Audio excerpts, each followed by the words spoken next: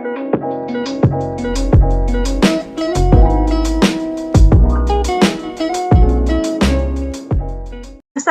warahmatullahi wabarakatuh. Selamat siang teman-teman audiens dan ibu dosen kami yang terhormat. Kami di sini sebagai kelompok 7 akan membawakan materi pertemuan 9 di mata kuliah perilaku organisasi mengenai manajemen konflik dan negosiasi. Tapi izinkan saya di sini untuk membuka dengan pantun pembuka, yaitu datang pemburu menangkap itik, buah pepaya enak dikonsumsi. Untuk dosen kami yang sangat cantik, izinkan kelompok 7 kami untuk presentasi. Beli jarum bersamaannya, belinya di pasar Kediri. Assalamualaikum semuanya, izinkan saya untuk memperkenalkan diri. Saya Raheli Taulensi Ananda dengan NIM 6420146 yang akan bertugas sebagai moderator kelompok 7. Di sini saya tidak sendiri, saya ditemani oleh teman saya yang terdiri dari Aude Safitri dengan NIM 6421163, Khoir Nisa dengan NIM 6420126, Alda Trisuci Wulandari dengan NIM 642000953, Rafin Dwi Purnomo dengan NIM 642000285, dan William Muslim dengan NIM 642000135. Next.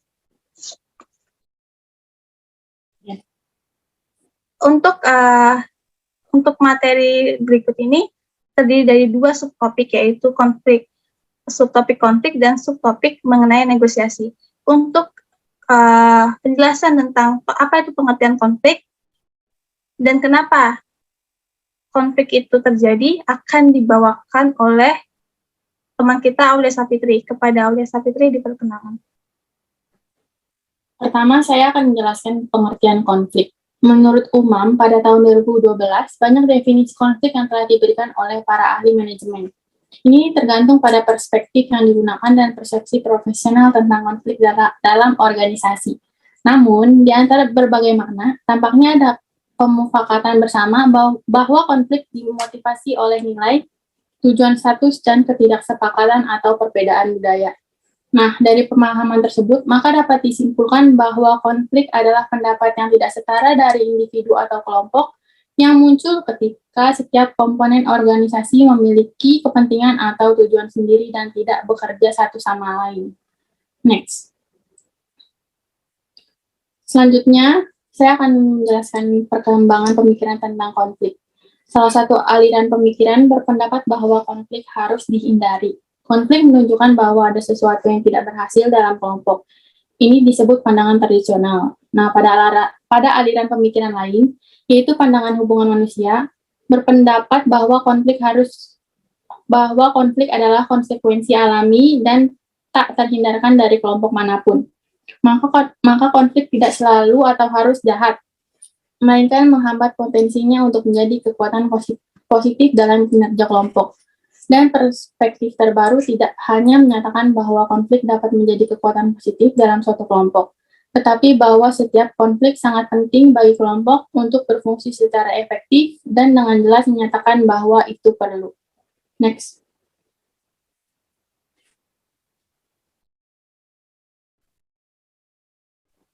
Oke, terima kasih untuk Aulia tentang penjelasan mengenai pengertian konflik serta perkembangan pemikiran konflik. Kedua, tentang proses konflik, yaitu apa aja sih, kenapa konflik itu dapat terjadi, itu pasti kan ada prosesnya. Nah, untuk proses konflik akan dibawakan langsung oleh teman kami yang bernama Rafin Dwi Purnomo. Baik, terima kasih Rahel atas kesediaannya. Di sini saya ingin menjelaskan proses konflik, yaitu terdiri dari 5 tahap ya. Yang 1, potensi oposisi. Apa itu potensi oposisi? Di sini maksudnya adalah munculnya kondisi yang memberi peluang terciptanya konflik. Kondisi tersebut juga bisa dianggap sebagai sebab atau sumber konflik yang terdiri dari komunikasi, struktur, variabel-variabel pribadi. Dan yang kedua, adanya kognisi dan personalisasi. Tahap ini penting karena dalam tahap inilah biasanya isu-isu konflik didefinisikan. Pada tahap ini pula, para pihak memutuskan konflik itu tentang apa. Konflik yang dipersepsi adalah kesadaran oleh satu atau lebih pihak akan adanya kondisi-kondisi yang menciptakan peluang munculnya konflik. Dan yang ketiga, adanya maksud. Maksud di sini adalah keputusan untuk bertindak dengan cara tertentu. Banyak konflik semakin rumit karena salah satu pihak salah dalam memahami maksud pihak yang lain. Di sisi lain, biasanya ada perbedaan yang besar antara maksud dan perilaku, sehingga perilaku tidak selalu mencerminkan secara akurat maksud dari seseorang tersebut. Dan yang keempat, perilaku. Pada tahap ini, konflik mulai terlihat jelas tentunya ya. Tahap perilaku ini meliputi pernyataan, aksi, dan reaksi yang dibuat oleh pihak-pihak yang berkonflik. Dan yang terakhir, adanya akibat.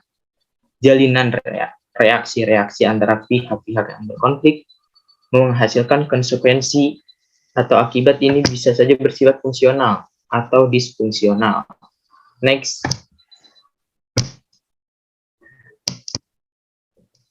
Adapun pandangan konflik. Maksud di sini adalah menurut Sofia tahun 2008.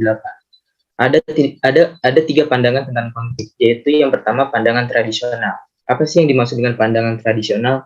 Yaitu menyatakan bahwa konflik akan menimbulkan kerugian dan harus dihindari, sebuah pandangan yang konsisten dengan sikap-sikap yang dominan dalam perilaku kelompok dasawarsa 1930 hingga 1940. Dan yang kedua, pandangan hubungan kemanusiaan, menyatakan suatu konflik merupakan hal yang wajar, alamiah, dan tidak bisa dihindari dalam setiap kelompok manusia. Karena di situ ada peran manusia pastinya. Dan yang ketiga, pandangan interaksionis.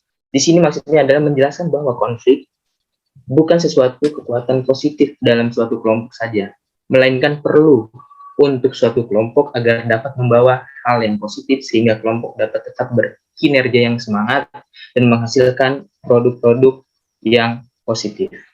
Next. Jadi kita akan membahas tentang jenis-jenis konflik. Setiap individu kan pasti mempunyai perbedaan pendapat, pandangan, dan juga cara berinteraksi. Nah, karena perbedaan pendapat inilah yang menyebabkan terjadinya perselisihan yang kemudian menjadi penyebab konflik.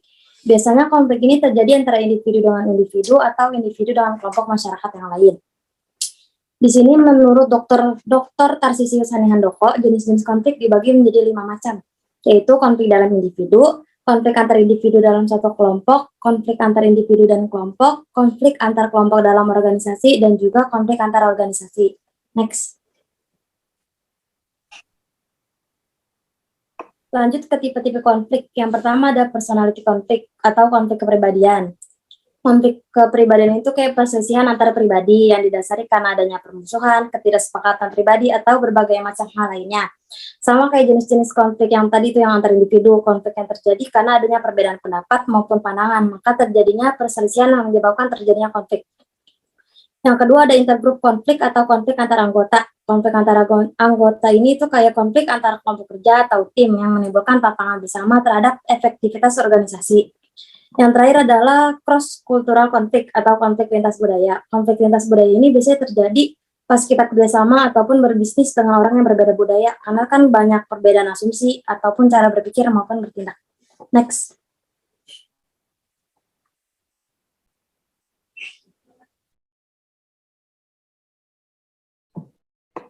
Sebelumnya, oke, untuk sumber konflik. Sumber konflik menurut Wirawan 2009 halaman 146, strategi konflik adalah proses yang menentukan tujuan seseorang yang terlibat suatu konflik yang menggunakan pola interaksi konflik untuk mencapai hasil konflik yang diharapkan. Langkah-langkah penyusunan strategi konflik yaitu, 1 ada analisis SWOT ya, yang terdiri dari strength, weakness, opportunities, dan threat yang terhadap diri sendiri maupun lawan konflik. Yang kedua, menentukan tujuan konflik.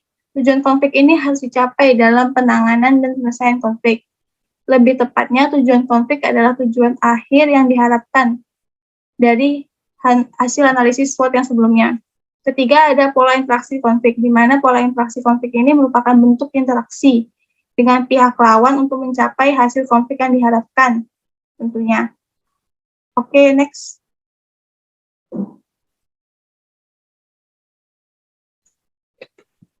Untuk klasifikasi akan dibawakan langsung oleh Alia.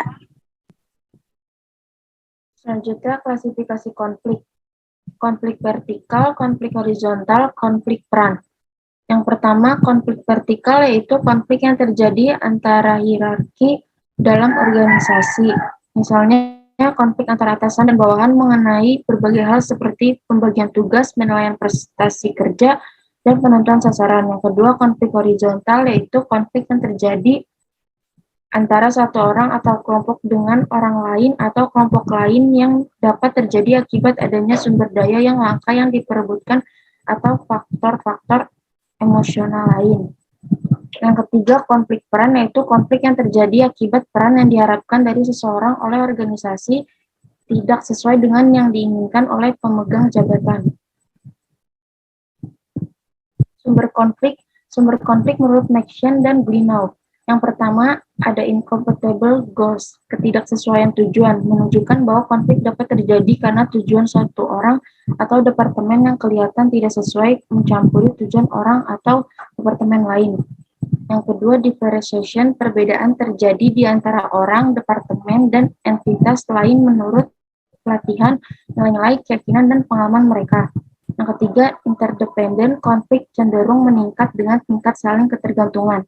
Yang keempat, scarce resource, langkanya sumber daya membangkitkan konflik karena masing-masing orang atau unit memerlukan sumber daya yang perlu untuk mengalahkan pihak lain yang juga perlu sumber daya tersebut untuk memenuhi tujuannya. Yang kelima, ambiguous rules, aturan yang ambigu terjadi karena ketidakpastian meningkatkan risiko bahwa satu pihak bermaksud mencampuri tujuan pihak lain.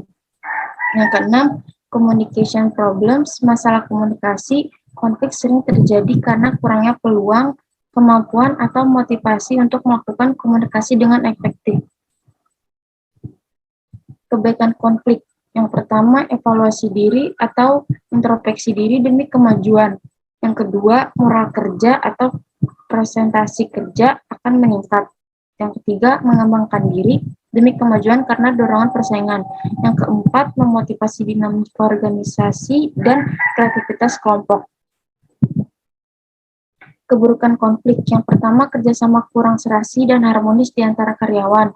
Yang kedua, memotivasi sikap-sikap emosional karyawan. Yang ketiga, menimbulkan sikap a priori karyawan. Yang keempat, meningkatkan absen dan turnover karyawan. Terima kasih untuk kalian penjelasannya. Selanjutnya akan dilanjutkan mengenai metode mengurangi konflik dan penyelesaian konflik oleh William Muslim. Ya, terima kasih. Saya akan menjelaskan tentang metode untuk menyelesaikan konflik dalam Winardi tahun 2009, halaman 262 menjelaskan metode untuk mengurangi konflik diantaranya adalah 1. Saling memberikan informasi yang saling menguntungkan. 2. Kontak sosial yang menyenangkan antara kelompok. 3. Para pemimpin kelompok diminta untuk bernegosiasi dan memberikan informasi positif.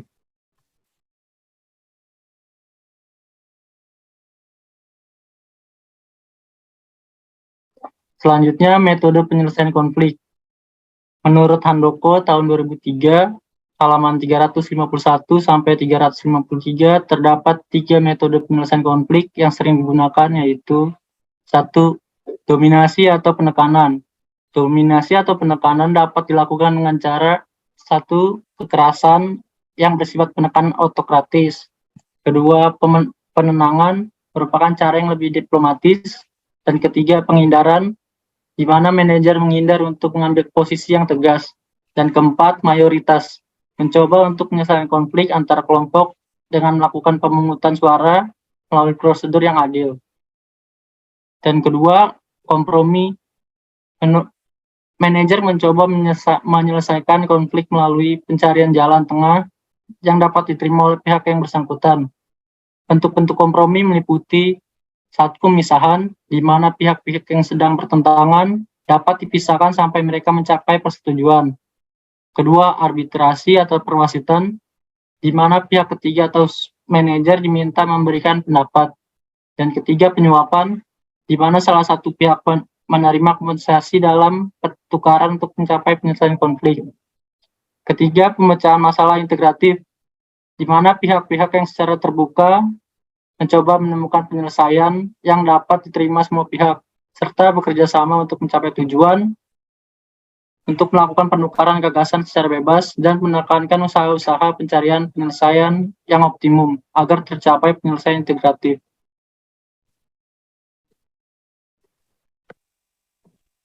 Oke, terima kasih untuk penjelasannya.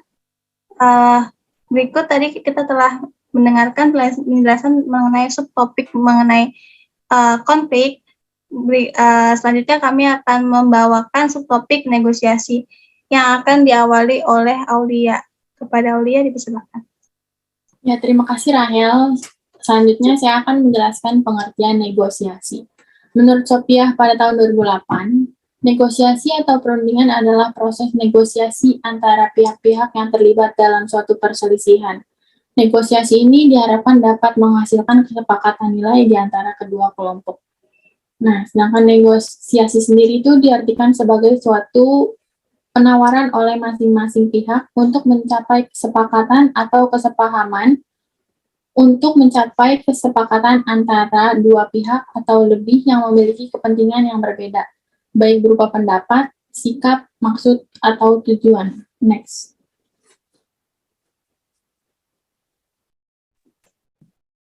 Oke, kenapa sih ada negosiasi? Secara umum, tujuan negosiasi adalah untuk memperoleh atau memuaskan suatu keuntungan yang telah direncanakan sebelumnya dan apa yang telah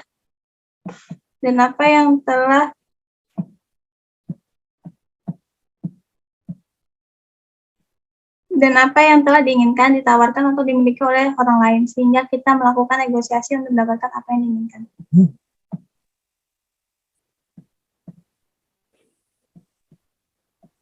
Selanjutnya saya akan membahas tentang gaya-gaya negosiasi. Gaya negosiasi ini dapat dijelaskan dalam dua dimensi, yaitu saat yang pertama ada arah berbicara tentang cara kita menangani informasi. Ada push atau mendorong, contohnya itu seperti memberi informasi dan juga memberi saran. Ada juga pull atau menarik. Kalau tadi push mendorong itu kan memberi saran, kalau pull ini meminta saran, meminta kejelasan, dan juga mengajukan pertanyaan untuk mendapatkan informasi. Yang kedua ada kekuatan berbicara tentang fleksibilitas jauh dari posisi semula. Yang pertama ada bersikap keras, contohnya itu kayak kita ingin menang, terus tidak akan mengalah ataupun mundur. Yang kedua ada bersikap lunak, contohnya kita mengalah, ragu-ragu, dan juga sulit untuk berkata tidak. Next.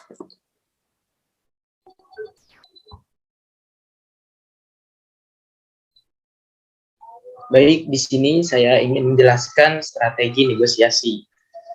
Yang pertama adanya good guy atau bad guy team. Apa sih yang dimaksud di sini adalah anggota kelompok negosiasi bad guy mengadvokasi posisi terlalu banyak di luar garis sehingga apapun yang dikatakan good guy kelihatan masuk akal.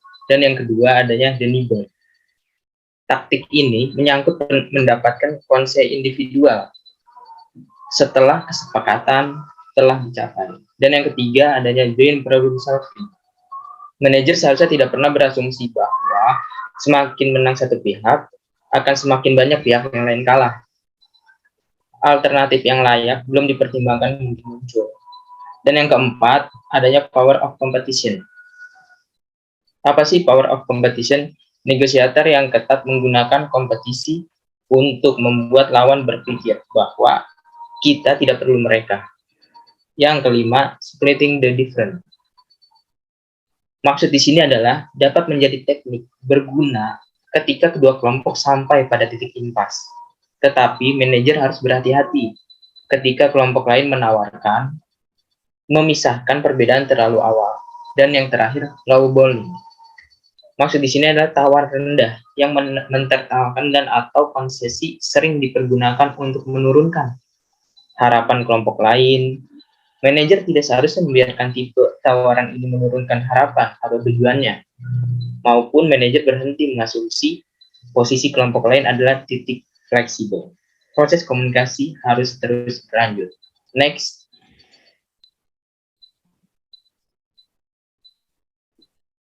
Oke, untuk selanjutnya akan dilanjutkan oleh Lilian.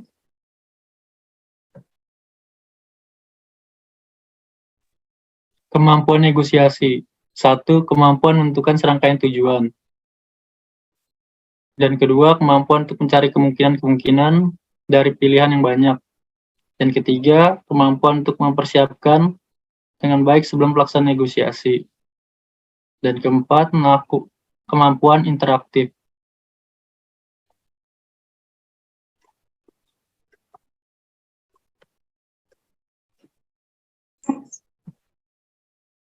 Oke, saya di sini sebagai moderator akan membawakan contoh kasus dari manajemen konflik serta negosiasi. Satu contoh yaitu dalam perusahaan CV Blessing Wet mengalami konflik di mana konflik tersebut merupakan suatu masalah perbedaan total penerimaan pendapatan yang melibatkan manajer operasional dengan manajer administrasi. Di mana pada awal mulanya permasalahan perbedaan total penerimaan pendapatan yang diberikan owner pada tahun 2015 merembet kepada hubungan antara manajer operasional dengan manajer administrasi, yang mana menjadi kurang baik. Pada sisi manajer administrasi, merasa bahwa dengan adanya penambahan bonus kepadanya memberikan dampak bagi hubungan individu dirinya dengan manajer operasional yang semakin memburuk. Hal tersebut menyebabkan manajer administrasi dalam melakukan komunikasi dengan manajer operasional menjadi lebih sulit. Karena respon dari manajer operasional yang enggan untuk melakukan komunikasi bersama, dengan adanya konflik berikut, manajer operasional beranggapan bahwa terjadinya negosiasi adalah negosiasi tentang pendapatan yang tidak sehat karena manajer administrasi terlalu mencari perhatian kepada owner. Disadari bahwa konflik yang terjadi antara manajer operasional dan manajer administrasi merupakan konflik yang dikarenakan manajer operasional merasakan bahwa total penerimaan pendapatan yang diterimanya tidak sesuai dengan adanya pekerjaan tersebut.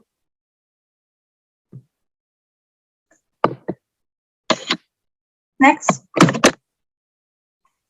Adapun rujukan yang kami ambil dari materi yang telah kami bawakan itu dari buku oleh Wijaya ya, tentang perilaku organisasi yang kami ambil dari repository Universitas UINSU academy.id di sebelah kiri, dan ada buku dari Winardi SEJ tahun 2015 tentang manajemen perilaku organisasi ada di sebelah kanan contoh bukunya.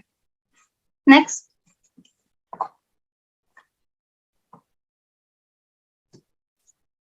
Oke, terima kasih kepada dosen pengampu Ibu Purwaltiningsi SEMM yang telah memberikan kesempatan kami kelompok 7 untuk memaparkan materi tentang manajemen konflik dan negosiasi. Dan terima kasih kepada teman-teman audiens yang telah menyimak presentasi kami hingga akhir. Harapan kami untuk dari kelompok 7, dari apa yang telah kami presentasikan dapat memberikan manfaat ke depannya untuk semuanya. Karena dirasa diskusi kami cukup, saya sebagai moderator Rahel Tawensiananda akan menutupnya dengan pantun. Pagi hari sarapan Indomie, siangnya makan bubur ketan. Cukup sekian presentasi dari kami, sampai bertemu di lain kesempatan. Wassalamualaikum warahmatullahi wabarakatuh.